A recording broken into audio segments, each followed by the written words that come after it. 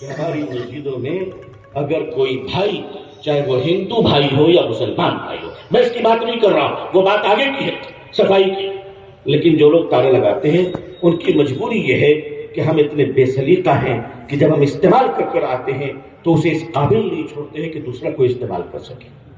ہم بتا کر آتے ہیں کہ دیکھو ہم اتنے گندے انسان ہیں، اور واقعہ کیا بیان کرتے ہیں کہ ہمارے بزرگوں نے اپنے ہاتھ سے صاف کیا تھا، اور کریکٹر ہمارا یہ کہ خود اپنے ہاتھ سے گندا کر آ رہے ہیں۔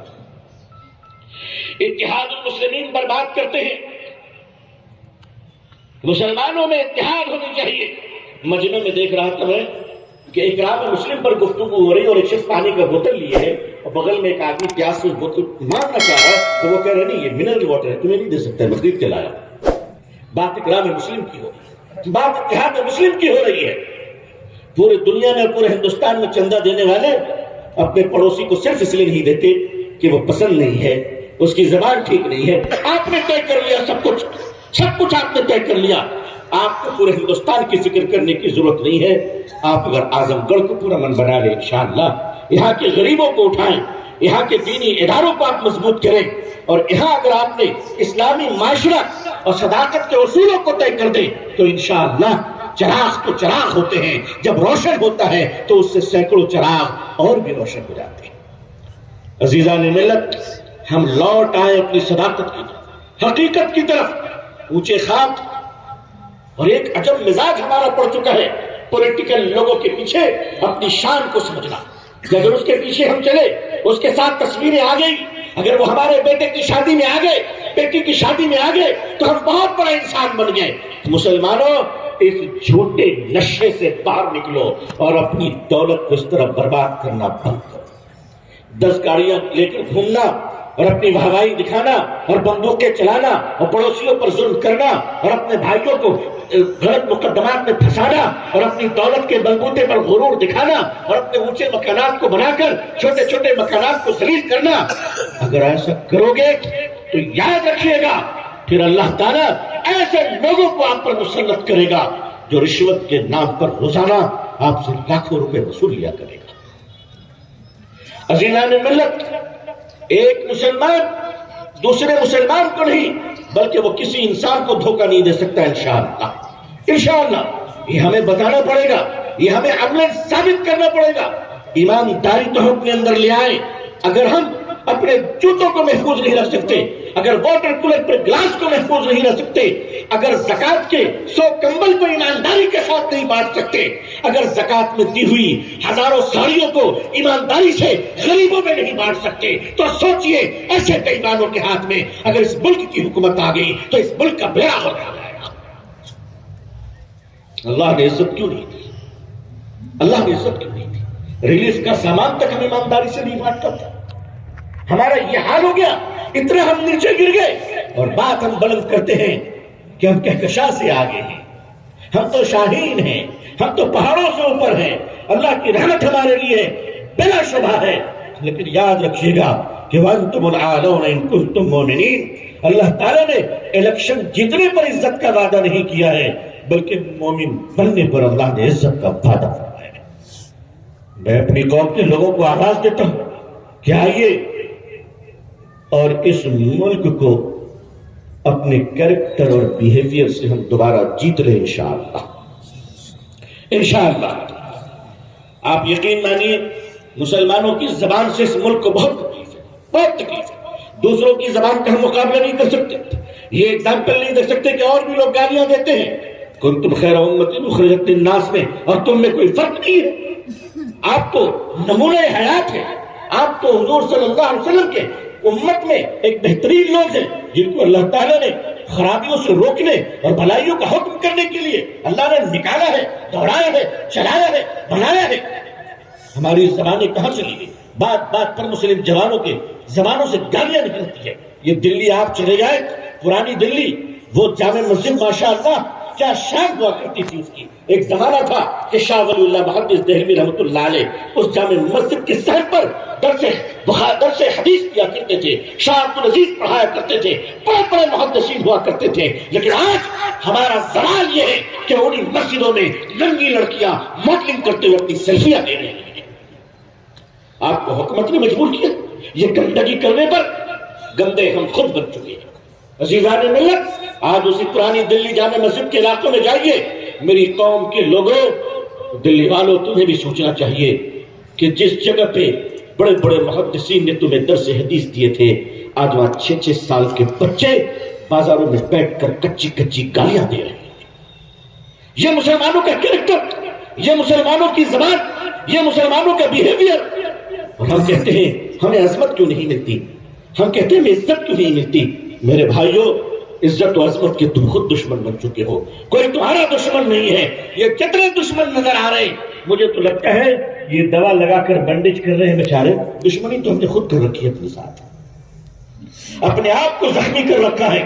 ہم اپنی عظمت رفتہ کو واپس کیوں نہیں لا سکتے؟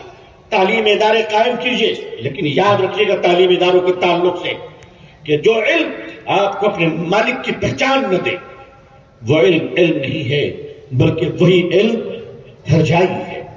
جس علم سے اگر آپ انجینئرنگ کے راستے سے اپنے اللہ کو پہچانتے ہیں, سائنس کے راستوں سے اللہ کو پہچانتے ہیں, میڈیکل سائنس کے راستوں سے اللہ کو پہچانتے ہیں, تو میں آپ کو خوشخبری دیتا ہوں کہ یہ علم بھی آپ کے لیے اللہ کی قربت کا ذریعہ بنے گا انشاءاللہ. یہ علم بھی اللہ کی رحمت کا ذریعہ بنے گا انشاءاللہ. اپنی بیٹیوں پر توجہ دیجیے. آج مسلمانوں کی بیٹیاں کئی لاکھ مرتد ہو گئی, نعوذ باللہ.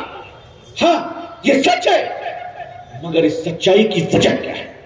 اس سچائی کی وجہ یہ ہے کہ پچھلے 70 سالوں میں ہم نے اپنے بیٹوں کے لیے گلی گلی مدرسہ کھولا اور اپنی بیٹیوں کے پڑھنے کا کوئی ادارہ نہیں کھولا. ہم تو سمجھتے تھے بیٹیوں کو پڑھانا حرام, نعوذ باللہ. حضرت ام سلمہ کیا پڑھی لکھی نہیں تھی؟ کیا اسلام میں ہماری بیٹیوں نے کارنامے انجام نہیں دیے؟ لیکن جب یہی بیٹیاں حالت مجبوری میں, مجبوری کیا ہے؟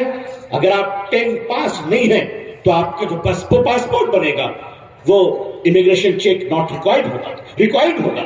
آپ پڑھے لکھے نہیں کہلائیں گے. تو مجبوری ہو گئی میٹرک کرنا. تو ہماری بیٹیاں کہاں جائیں گی؟ ہمارے پاس تو انسٹیٹیوشن ہے نہیں. ہمارے پاس تو کباب کی دکان ہے, پراٹھے کی دکان ہے, بریانی کی دکان ہے, کٹیا کی دکان ہے, چائے کی دکان ہے. بہت زیادہ لے لیجیے گا تو ڈیکوریشن کی دکانیں ہیں. یا پھر ہمارے حکیم صاحب بیٹھے ہوئے گولی لے کر, آپ سمجھ سکتے کس چیز کی ہے. ہمارا کام ہی اتنا رہ گیا, ادھر کباب کھانا, ادھر سے گولیاں خریدنا. بس اسی دونوں کے درمیان ہم رہ گئے. تو ہماری بیٹیاں پڑھنے کہاں جائیں گی؟ ہماری بیٹیاں ان کے اداروں میں گئی جن کے اداروں میں پڑھایا جاتا ہے, سر کو ڈھانکنے کی اجازت نہیں دی جاتی ہے. یہ ان کا نظام ہے.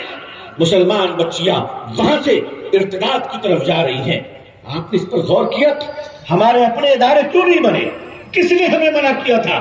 چلو جب جگہ تب سویرا.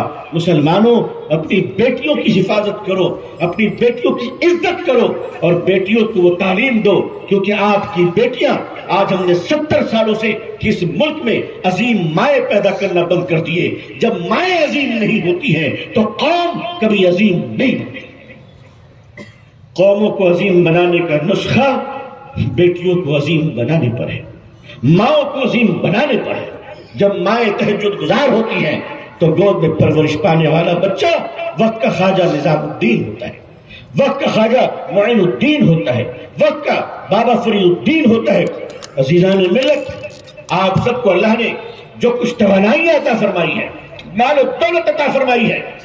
آج شادیوں میں, اس علاقے میں بھی جو شادیاں ہوتی ہیں, لاکھوں روپے, کروڑوں روپے بیٹی کی شادی میں خرچ کیے جا رہے ہیں. مجھے حیرانی ہوتی ہے علماء پر کہ ایسی شادیوں میں علماء بیٹھتے کیسے ہیں جا رہے ہیں؟ کیا ان کی ایمانی غیرت بیدار نہیں ہوتی کہ جہاں امت کی بیٹیاں باپ کی غربت کی وجہ سے, ایسے بزرگ اور ایسے بوڑھے لوگ جو مسجدوں کے بعد, نمازوں کے بعد مسجدوں میں کھڑے ہو کر کہتے ہیں السلام علیکم, مجھے میری بیٹی کی شادی کرنی ہے, کچھ میری مدد کیجیے. جس قوم کا بوڑھا شخص اپنی بیٹی کی شادی کرنے کے لیے مسجدوں میں بھیک مانگتا ہو, اس قوم کے مالداروں کو ڈوب مرنا چاہیے.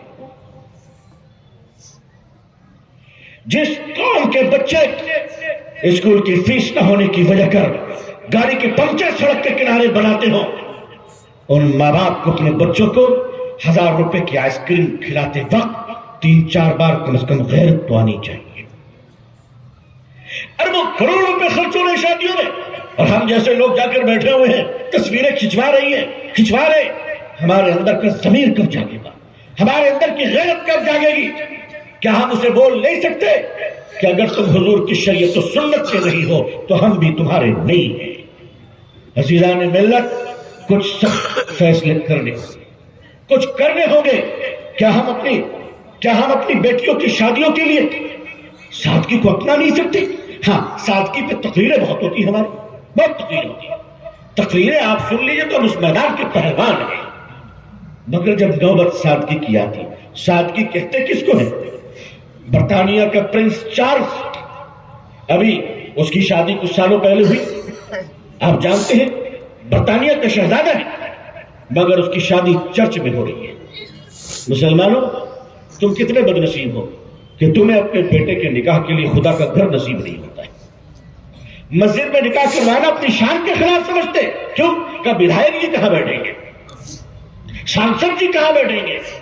تم کو سب کی فکر ہے، فکر نہیں ہے تو اپنے حضور کی سنتوں کی فکر نہیں ہے صلی اللہ علیہ وسلم۔ تو کرو غلامی تو نہیں کی، کرو چیتیاں سیدھی تو نہیں کی، عزت تو ان کے پاس نہیں ہے، عزت تو اللہ نے اپنے محبوب کی غلامی میں رکھا ہے۔ یہ کروڑوں روپے شادی پہ خرچ، اور دیکھ پر دیکھ چڑھ رہے ہیں۔ کھانا ضائع جو ہو رہا ہے وہ تو اپنی جگہ پر ہے، اللہ نے دولت دی ہے تو اسے اپنی ملکیت نہ سمجھیے، اپنے آپ کو اس کا امین سمجھیے۔ مال تو اللہ کا ہے، اس کا حساب آپ کو دینا پڑے گا۔ اپنے مالوں کو اس طرح خرچ کیجئے کہ وہ مانوتا کے سمان اور ادھار کے لیے کام کرے، اور صرف مسلمان نہیں بلکہ سارے جگت کے انسان، چاہے مسلمان بھائی ہو، ہندو بھائی ہو، دیش ہو، پڑوسی ہو، ہم سب کے کام کیسے آ سکے۔ مسلمانوں، یہ ایجنڈا آج سے بنائیے، اس لیے کہ محبت اس دنیا کا سب سے خوبصورت پودا محبت ہے، اور محبت کے پودے زمین پر نہیں انسان کے دلوں میں اگا کرتے ہیں۔ آئیے ہم سب اپنے آپ کو دوبارہ اپنا ریویو کریں کہ ہم کس راستے پر جا رہے ہیں، دکھاوے کی زندگی سے ہم باز آ جائیں انشاءاللہ۔ دوسری چیز، اللہ تعالی ہماری زبانوں کو سچی اور میٹھی بنا دے۔ اللہ تعالی ہمیں بہتر اخلاق کا مالک بنائے۔ واقعتاً مسلمانوں کے اخلاق بہت مل گئے، پڑھے لکھے دینداروں کے اخلاق سے طبیعت اوب جاتی ہے کہ اللہ قرض لینے کے بعد دینے کا نام نہیں لیتے، بلکہ بعض تو بیچارے جنہوں نے پیسے دیا ہے وہ شرم کی وجہ سے مسجد بدل دیتے ہیں، اس لیے کہ جس نے لیا ہے وہ بے شرم تو وقت پر آ جاتا ہے، اسے کوئی فرق نہیں پڑتا۔ بھائیوں، دوسروں کی امانتیں لوٹا دو اس سے پہلے کہ تم لوٹ جاؤ اللہ کی طرف، اس کی فکر کرو۔ آپ ابھی مجھ سے پہلے مفتی راشد صاحب نے بیٹیوں کے حصے کی بات کی۔ ہم لوگ تو بیٹیوں کو اولاد سمجھتے ہیں مگر حقدار نہیں سمجھتے۔ جو آدمی اپنی بیٹی کا حصہ نہیں دیتا ہے وہ تہجد پڑھنے کے باوجود ڈکیت ہے، ڈاکو ہے۔ وہ طواف کر رہا ہے مگر ڈاکو طواف کر رہا ہے، جس نے اپنی بہن کا حق مارا ہے، اپنی بیٹی کا حق مارا ہے، اپنی بیوی کا حق مارا ہے۔ اللہ تعالی ہمیں اپنی بہن، بیٹی، بیوی اور ماں کا حق ادا کرنے کی توفیق عطا فرمائے۔ اس کی فکر کیجئے۔ علماء ماشاءاللہ ہمارے مدارس سے بہت فارغ ہو رہے ہیں، سالانہ 1 لاکھ علماء فارغ ہو رہے ہیں۔ دعا کیجئے کہ اللہ ان علماء کی تربیت کا بھی نظر فرما دے، تاکہ یہ ایسے بن کر نکلے کہ ان کو دیکھنے کے بعد دوسروں کا ایمان تازہ ہو جائے انشاءاللہ۔ ابھی ذرا ایمان میں تھوڑی گڑبڑی ہو جا رہی ہے، اس لیے اس کا تازہ کرنے کے لیے ان کی تربیت ہونی ضروری ہے۔ اللہ اس ملک کے مدرسوں کو اسلام کی نشت ثانیہ کے لیے دوبارہ مثالی بنا دے، آمین۔ اللہ اس ملک میں اہل اللہ اور اکابرین اور اللہ تعالیٰ ان کے صدقے ہم جیسے گنہگاروں کے بھی ایمان، جان، مال، عزت، آبرو کی حفاظت فرمائے۔ اللہ بیت العلوم، مدرسہ اسلامیہ عربیہ بیت العلوم اور ان جیسے تمام مدرسوں میں کہ جہاں اللہ کا نام زندہ کیا جاتا ہے، طلبہ کی تربیت دی جاتی ہے اور اللہ کے سامنے رونے کا مزاج بنایا جاتا ہے۔ اللہ ان تمام اداروں کو محفوظ و معمون رکھے اور اللہ تعالیٰ ہم سب کو اپنی یاد اور معرفت نصیب فرمائے، اپنی رضا نصیب فرمائے، آمین یا رب العالمین۔ اللہ سے دعا ہے کہ اللہ تعالیٰ اس ملک میں اور پوری دنیا میں ہم سب کو اسلام کی عزت دیکھنا نصیب فرمائے۔ اقوام عالم اور اہل ہندوستان کے دلوں میں اللہ اسلام کی محبت، عظمت اور مسلمانوں کی عزت اللہ قائم و دائم فرمائے، آمین یا رب العالمین۔